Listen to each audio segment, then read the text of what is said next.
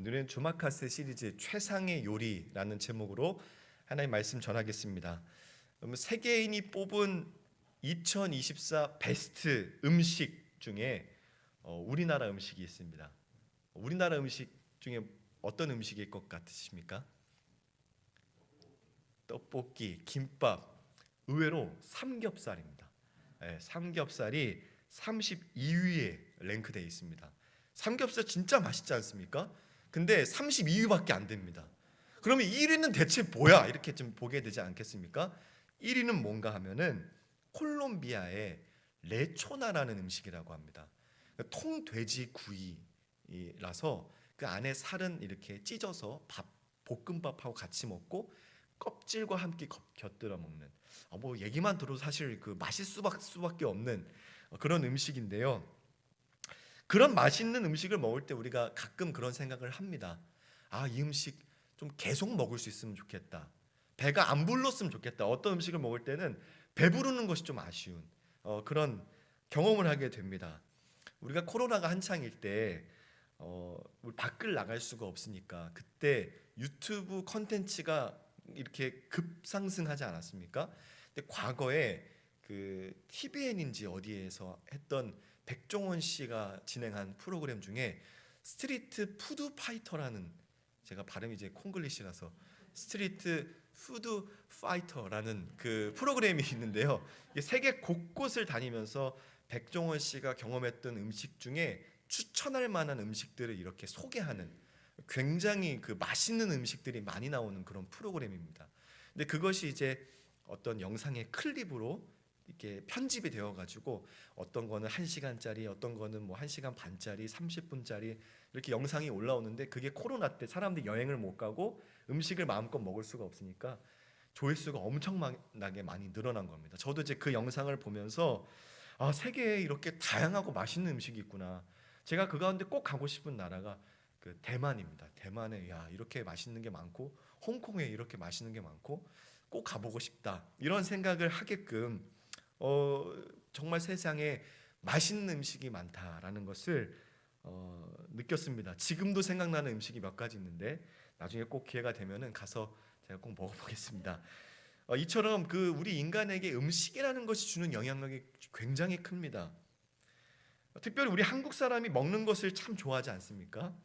그래서 우리에게 음식은 즐거움을 줄 뿐만 아니라 열심히 살아야 된다는 동기를 부여하기까지 합니다. 우리는 지난 시간 동안 내 인생의 주도권을 하나님께 맡기고 하나님의 인도하심을 따라서 인생의 모든 순간에 담대하게 선택하고 도전하고 순종하는 법을 함께 배웠습니다. 그렇다면 이제 우리는 무엇을 위해서, 어디에다가 우리의 시간과 에너지를 쏟아 부어야 할까요? 오늘 말씀을 통해 우리는 삶의 방향을 좀 바로 잡아보고자 합니다. 오늘 본문은 오병이어의 기적과 연결되어 있습니다. 예수께서 날이 저물어 가던 그때에 무리를 먹이신 사건입니다. 남자만 5천 명이었고 그 수에 포함되지 않은 사람들까지 포함하면은 약 2만 명 정도가 될 것이다 이렇게 추측하는데, 물고기 2마리와 빵 5개로 그 많은 사람들을 먹이고도 12바구니가 넘치도록 남는 그런 놀라운 일이 거기에 있었던 모든 사람이 경험했던 그 사건입니다. 그러자 예수님의 인기는 하늘을 치솟았습니다. 사람들이 예수님을 억지로 붙들어서 왕으로 삼고자 할 정도였고, 그때 예수님은 그들을 피해서 산으로 가십니다. 그 후에 제자들이 갈릴리 호수를 건너가는 과정을 통해서 큰 풍랑을 만나게 되고 물 위를 걸으시는 예수님을 경험하면서 이분이 과연 정말 하나님의 아들이시고 과연 이분이 우리 주님이시구나, 이것을 경험하게 되는 사건을 경험합니다. 이 사이에 이 놀라운 경험을 했던 수많은 사람들은 갑자기 사라진 예수님과 제자들이 이제 바다 건너편으로 넘어갔기 때문에 사라진 제자들을 찾으려고 혈안이 되어 있었습니다. 이리저리 예수님을 찾아서 가버나움에 계신 예수님을 드디어 만납니다. 사랑하는 여러분, 이 사람들이 예수님을 왜 찾은 것입니까? 그들이 예수님을 억지로 붙들어서 왕으로 삼고자 했던 이유가 무엇이었겠습니까? 다른 데 있지 않습니다. 음식 때문입니다. 그들이 먹고 배부른 까닭입니다. 예수님께서 베풀어 주신 음식 때문에 이 사람들이 굉장히 만족한 것이죠.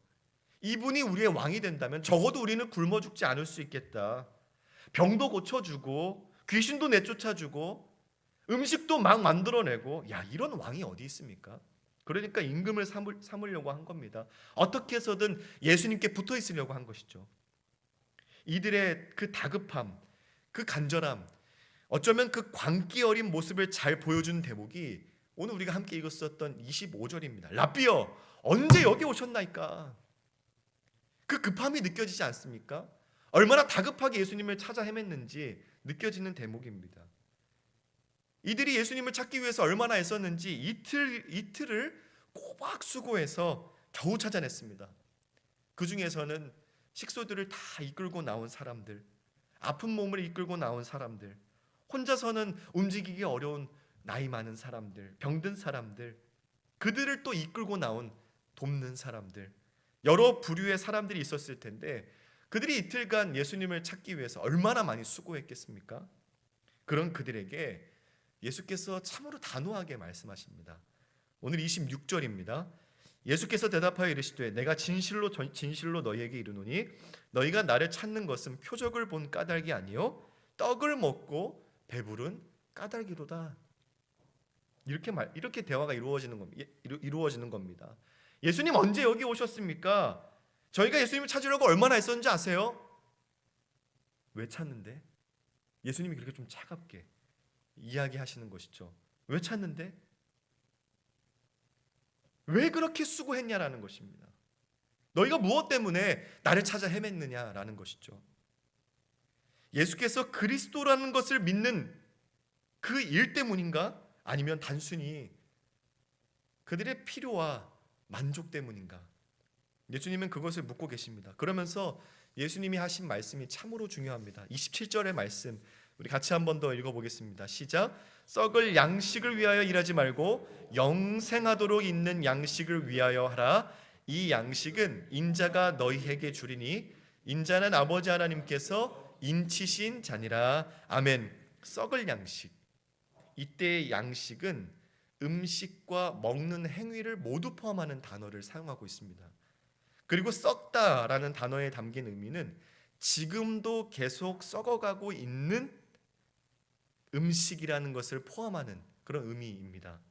그러니까 예수께서 그 날이 저물어갈 그 시점에 빈들에서 베풀어 주신 그 물고기와 떡, 하늘을 우러러 축사하여 베풀어 주신 음식이라 할지라도 썩을 음식이라는 것입니다.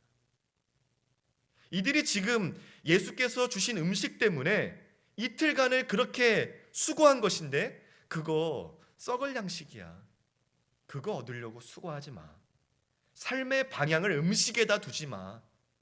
이렇게 말씀하고 계시는 것입니다.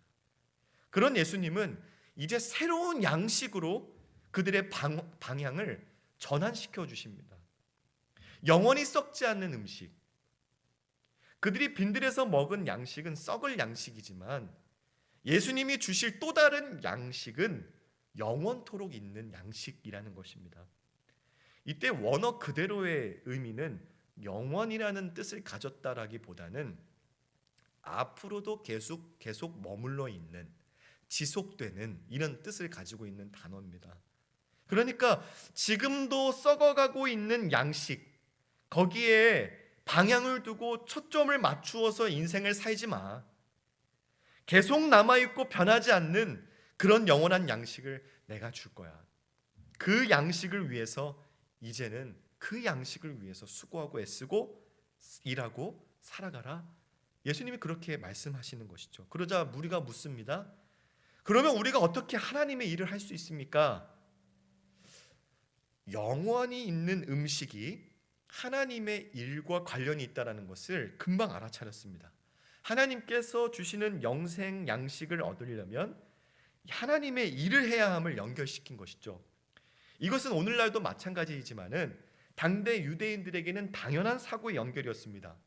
양식을 얻기 위해서는 노동을 해야 되고 또 하나님의 복은 율법을 순종함으로부터 오는 결과였기 때문에 영원한 양식, 하늘의 양식을 얻기 위해서 내가 무슨 일을 해야 되냐라는 것입니다. 지금 내가 어떤 행위를 해야 되는가, 이것을 묻고 계시는 것입니다. 묻고 있는 것입니다. 그러자 예수님 대답하십니다. 29절입니다. 예수께서 대답하여 이르시되 하나님께서 보내신 이를 믿는 것이 하나님의 일이니라. 지금 예수님은 이들이 행위로 질문한 것을 믿음으로 대답하고 있는 것이죠. 믿음이 행위보다 앞서는 진리를 말씀하시면서 동시에 행위와 믿음이 다르게 분리되어 있지 않다라는 것을, 그러니까 믿는 것과 행하는 것이 일치되어 있다라는 것을 예수님이 지금 오늘 말씀하고 계시는 것입니다. 하나님이 원하시는 순종은 뭐냐면, 하나님이 원하시는 하나님의 일은 뭐냐면 하나님이 보내신 예수 그리스도, 그분을 잘 믿고 그분을 잘 따라가는 일이라는 것입니다. 그러자 이제 그들이 다시 묻습니다. 그러면 당신을 믿게 하는 표적이 무엇입니까? 표적이라는 것은 무엇인가 어떤 방향을 가리키는 기적입니다. 어떤 사건입니다. 그러니까 표지판이라는 것을 생각하시면 좀 이해가 쉽습니다. 어떤 방향을 가르쳐주는, 어떤 길을 가르쳐주는 표지판을 보면은 내가 저 표지판은 저 길로 안내하는구나, 이것을 알 수 있듯이 이 표적을 묻는 것은 당신이 행하신 어떤 일을 통해서 내가 당신이 그분이라는 것을 알 수 있겠습니까? 이렇게 묻는 것이죠. 어떤 일이 당신이 그리스도임을 알게 하는 것입니까? 당신이 하나님이 보내신 그리스도라는 사실을 우리가 무엇을 보고 믿어야 됩니까? 그 사인이 뭡니까? 그들은 모세의 사건을 가져오면서 질문합니다. 광야에서 만나와 메추라기를 내려서 그들을 먹이셨던 일이죠. 그것처럼 당신도 어떤 표적을 보여달라는 것입니다.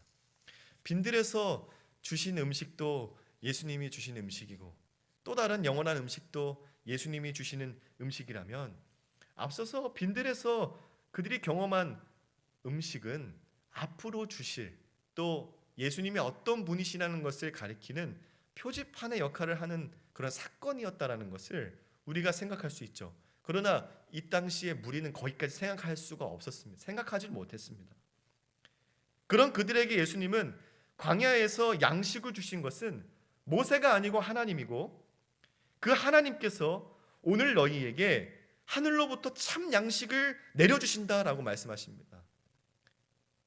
그 하나님의 양식은 생명의 양식이다, 생명의 떡이다, 이렇게 말씀하고 계세요. 지금 예수님께서 그들을 교정시켜 나가고 계시는 것이 느껴지십니까? 자꾸만 육에 속한 것에 초점을 맞춘 인생을 살아가려고 하는 이 사람들을 영적인 세계로 그 방향을 전환하도록 예수님이 계속 유도하고 계십니다. 그런 예수님은 그 생명의 떡, 영원토록 있는 그 양식이 다른 게 아니라 바로 너희들 눈앞에 있는 나, 예수 그리스도라는 것을 드러내십니다. 하나님께서 하늘로부터 떡을 내려주시는 분이십니다. 모세가 내려준 것이 아니라 하나님이 내려주신 것입니다. 예수께서 기적을 행하셨지만은, 빈들에서 5천만 명을 먹이시는 사건을 행하셨지만은 하늘을 우러러 축사하지 않았습니까? 그 양식은 하나님이 주신 것입니다. 이처럼 하나님께서 어떤 궁극적인 생명의 떡을 내려주시는데 그것이 바로 나다, 내가 생명의 떡이다, 이렇게 말씀하고 계십니다. 사랑하는 여러분, 우리의 수고는 어디에 있습니까? 세상이 우리를 인도하는 수고의 방향은 어디를 향하고 있습니까? 세상은 계속 우리를 보상의 방향으로 이끌어갑니다. 맛있는 음식, 예쁜 옷, 좋은 집, 좋은 차, 넉넉한 그런 집, 형편, 여행, 이런 것들로 우리를 인도하는 것이죠. 썩어질 보상, 썩어질 양식을 위해서 열심히 일하도록 계속 우리를 밀어붙입니다. 그런데 그거 잠깐이지 않습니까? 맛있는 음식 먹는 것도 그 기쁨 잠깐입니다. 좋은 차로 타고 다니는 것도 길게 가지 않더라고요. 좋은 집에 사는 것도 마찬가지고, 어디로 좋은 장소에 가서 좋은 경험을 하는 것도 마찬가지입니다. 잠깐입니다. 아무리 좋은 최상의 것이라 할지라도 그 기쁨은 오래가지 못합니다. 그 불만족과 공허함은 또 다른 보상을 향해 우리를 이끌어갈 뿐입니다. 오늘 34절에 우리가 그 떡을 항상 우리에게 주소서라고 외치지 않습니까? 그들의 초점이 썩어질 것, 세상, 자신의 만족에 맞추어져 있는데 항상 준다라고 해서 만족하겠습니까? 만족 못합니다. 다른 것을 달라고 하겠죠. 광야에서 하나님께서 먹이시고 입히시고 그 신발이 헤어지지 않을 수 있도록 그들을 지켜보호하셨는데 그 입술에 불평과 불만 떨어지지 않았던 거 우리 잘 알고 있지 않습니까? 초점이 나에게 맞춰져 있으면, 세상에 맞춰져 있으면, 썩어질 것에 맞춰져 있으면은 계속 불평하고 불만족하는 겁니다. 또 다른 것을 찾아서 불평하겠죠. 무리가 떡을 찾아 헤매듯이 예수께서 그 놀라운 기적을 베풀어 주신 것에 감격해서 이분하고 붙어 있으면은 내가 계속 떡을 먹을 수 있겠다. 그래서 예수님을 찾아 헤맸듯이 혹시 저와 여러분들의 일과 수고가, 우리 자녀들의 일과 수고가 먹고 배부른 까닭에 묶여 있지는 않습니까? 오늘 예수께서 썩을 양식을 위해 수고하지 말라 이렇게 말씀하십니다. 영원한 양식을 위해서 수고해야 됩니다. 그 수고는 하나님께 속한 수고요, 하나님의 일입니다. 그렇다면 하나님의 일이 무엇입니까? 오늘 예수님 말씀하십니다. 그를 보내신 이를 믿는 것이고 예수님을 믿는 것이다 이렇게 말씀하고 계십니다. 그러니까 우리의 수고가 예수님을 믿는 일에 중심을 두고 이루어져야 된다는 것입니다. 직장에서, 가정에서, 교회에서, 대중교통을 이용할 때, 걸을 때, 먹고 마시고 잠을 자고 운동할 때 인생의 모든 수고, 모든 일, 모든 노동이 예수 그리스도를 믿는 것과 연결이 되어야 됩니다. 수고하지 말라는 것이 아닙니다. 예수님께서 썩을 양식을 위하여서 수고하지 말고 영원하도록 있는 양식을 위해서 수고하라고 하지 않았습니까? 영원하도록 있는 양식을 위해서 수고하는 일은 예수 잘 믿는 것입니다. 열심히 살아야 됩니다. 예수님을 만나기 위해서 이틀을 찾아 헤매던 그 수고가 썩어질 것을 향하는 것이 아니라 영원한 것을 향하도록 예수님께서 오늘 우리에게 말씀하고 계시는 것이죠. 그 영원한 양식이 무엇입니까? 예수 그리스도이십니다. 하나님께서 우리에게 식탁을 차려주시는데 우리가 무엇을 기대하고 그 식탁에 앉았든지 간에 우리 하나님은 최상의 요리를 우리에게 선보이십니다. 예수 그리스도. 세상에서의 최상의 요리는 콜롬비아의 레초나일지 모릅니다. 그러나 하나님이 주시는 최상의 요리는 예수 그리스도예요. 예수께서는 우리의 생명의 요리, 영원한 양식이 되십니다. 예수님은 빈들에서 이것을 말씀하고 싶으셨습니다. 예수님께서 하늘으로 축사하시고 이들을 불쌍히 여기면서 양식을 공급해 주실 때 이들로 하여금 바로 그 앞에 계신 그분이 하나님이 보내신 참된 양식임을 깨닫기를 원하셨습니다. 그래서 그 표적을 보여주신 것이죠. 예수 그리스도를 먹고 마시는 일, 예수로 부욕해 되는 보상을 위해서 우리는 열심히 예수를 믿어야 됩니다. 예수를 믿으면 예수를 얻습니다. 예수는 영원히 계십니다. 썩지 않습니다. 베드로전서 1장 4절에 이렇게 말씀합니다. 우리 같이 한번 읽어보겠습니다. 시작. 썩지 않고 더럽지 않고 쇠하지 아니하는 유업을 있게 하시라니 곧 너희를 위하여 하늘에 간직하신 것이라. 아멘. 우리에게 주신 유업이 무엇입니까? 예수 그리스도입니다. 요즘 우리가 에스라를 보고 있지 않습니까? 학개, 에스라, 느헤미야 순서상으로는 그렇게 연결되는데요. 학개와 연결된 사건은 성전의 재건입니다. 그리고 에스라와 연결된 사건은 율법의 회복입니다. 그리고 느헤미야와 연결된 사건은 성벽의 재건입니다. 성전의 재건은 예배의 틀이 다시 세워지는 것이고 율법의 회복은 예배가 회복되는 것입니다. 그리고 성벽이 회복되는 것은 공동체가 다시 든든히 서는 것을 의미합니다. 이 일들을 보고 이방 사람들이 이렇게 고백합니다. 이렇게 느꼈어요. 느헤미야 6장 16절의 말씀 우리 같이 한번 읽어보겠습니다. 시작. 우리의 모든 대적과 주위에 있는 이방 족속들이 이를 듣고 다 두려워하며 크게 낙담하였으니 그들이 우리 하나님께서 이 역사를 이루신 것을 알미니라. 이방 사람들이 보니까 이 일이 하나님의 역사라는 것을 알게 된 것입니다. 그러니까 두려워 떠는 것이죠.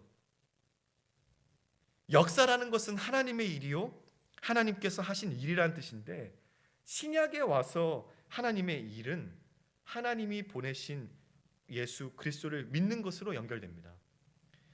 성령께서 우리로 예수를 믿게 하시고 예수를 믿어서 예수 안에서 계속 그 믿음을 가지고 살아가게 하시면서 예수를 믿음으로 인하여서 일어나는 역사를 이루어 나가십니다. 이스라엘 역사 속에서 하나님이 행하신 일은 언제나 회복의 역사였습니다. 무너진 성전을 다시 세우시고 잊혀졌던 율법을 다시 회복시키시면서 무너진 성벽을 다시 일으켜 세우신 그 모든 일은 결국엔 하나님의 백성의 삶과 그들의 예배를 회복시키기 위한 하나님의 역사였습니다. 그런데 신약에 와서 예수님은 그 모든 회복의 궁극적인 완성으로 예수님이 이 땅에 오신 것입니다.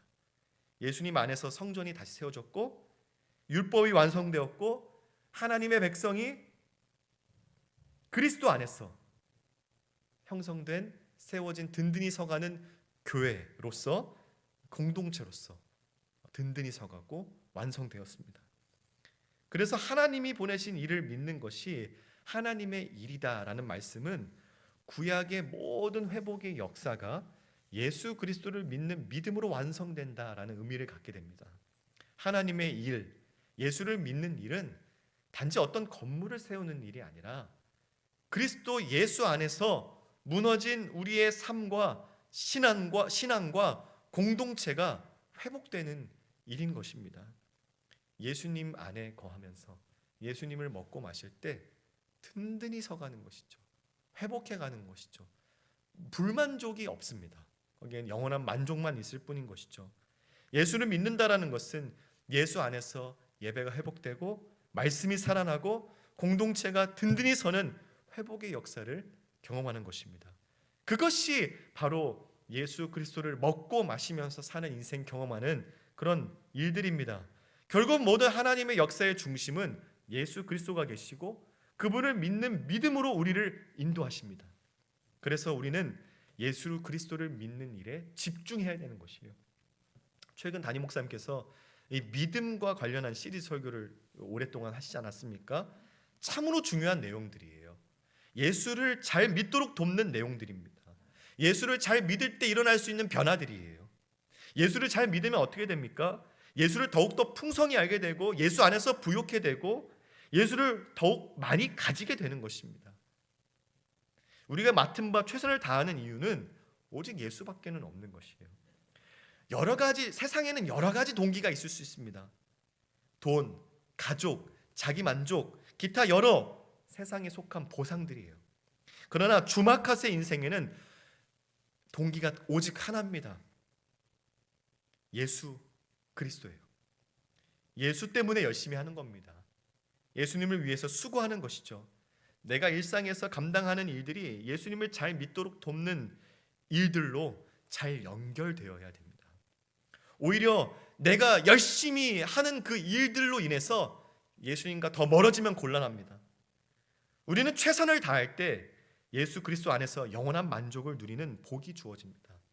세상이 줄 수 없는 영원한 배부름, 영원한 해갈이죠. 예수님을 믿는 일에 집중하고 그 일에 최선을 다하는 것은 결코 실패하지 않습니다. 실망을 주지 않습니다. 영원한 기쁨, 예수 그리스도로 만족하는 즐거움을 경험하게 되는 것이죠.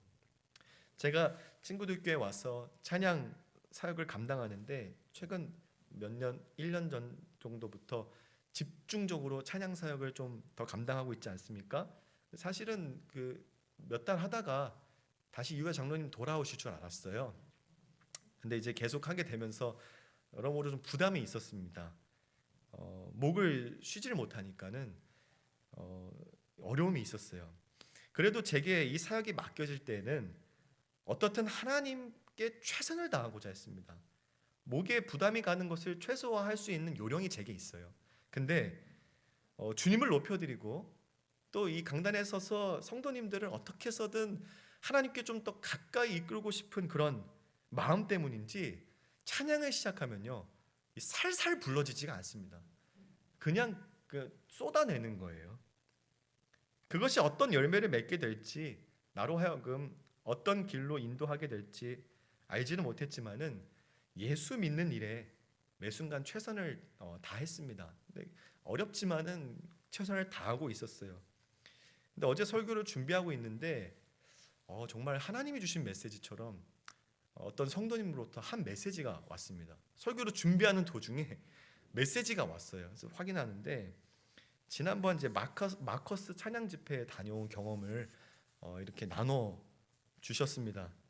가보니까 이제 잘 갖춰진 음향도 있고 많은 찬양 팀원들이 있고 그래서 정말 은혜로웠지만은 집회가 끝나고 나서 가장 먼저 생각난 것이 바로 저라고 하더라고요. 제가 가장 먼저 생각나서 왜 제가 생각났을까 이제 묵상하는 가운데 제가 인도하는 우리 교회의 찬양과 예배가 그 대형 교회의 찬양 집회와 전혀 뒤지지 않는다라는 것을 묵상하게 됐다라는 거예요.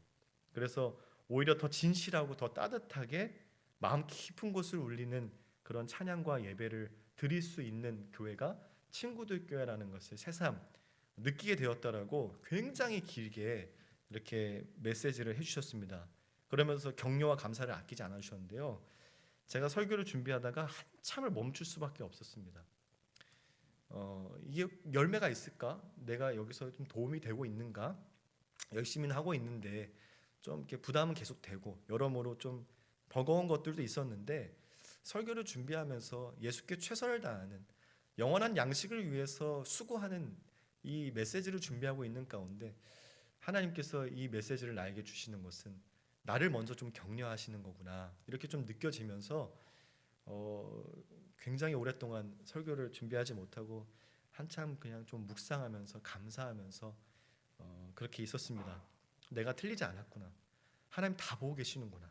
내가 무엇을 위해서 수고하는지, 내가 어디에 중심을 두고 있는지 하나님이 위로해 주시고 격려해 주시는 메시지로 들려서 아주 힘을 얻었습니다. 그래 어제 뭐 장례도 다녀오고 저녁 기도회도 했고 한데 몸은 피곤한데 전혀 지치지 않았어요. 그러니까 메시지로 이렇게 힘을 낼 수 있는 그런 은혜가 있었습니다.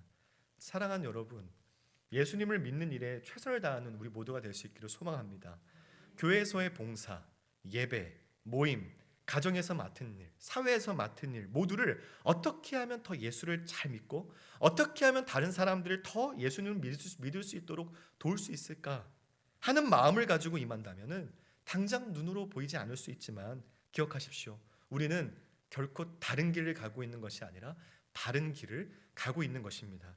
그런 인생을 살 때 세상의 썩은 양식으로 만족하지 않고 하나님이 주시는 최상의 요리, 우리의 영원한 생명의 양식 되시는 예수 그리스도로 영원히 마르지 않는 만족을 누리는 경험을 우리는 저 하늘에서가 아니라 이 땅에서도 하게 될 것입니다. 이런 은혜 가운데 더 힘있게 우리 하나님을 위해서 최선을 다해 살아가는 우리 모두가 될 수 있기를 주님의 이름으로 축복합니다.